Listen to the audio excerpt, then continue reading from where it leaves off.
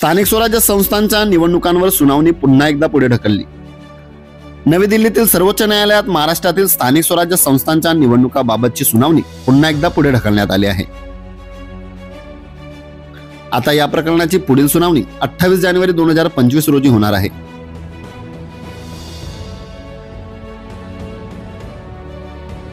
गेल्या 4 वर्षांपासून महाराष्ट्रातील 26 महानगरपालिका, 257 नगरपालिका, 26 जिल्हा परिषद आणि 289 पंचायत समित्यांच्या निवडणुका प्रलंबित आहेत।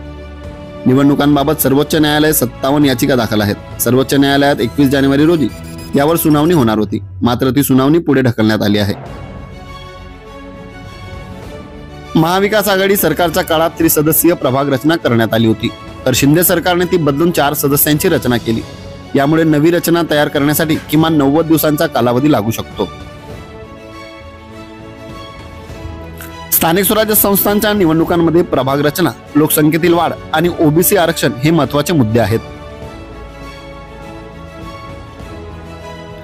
या निवडणुका कधी होणार याची प्रतीक्षा संपूर्ण महाराष्ट्रातील जनतेला लागली आहे। सुनावणी लांबल्यामुळे आता निवडणुका ऑक्टोबर 2025 पर्यंत पुढे जाण्याची शक्यता व्यक्त केली जात आहे।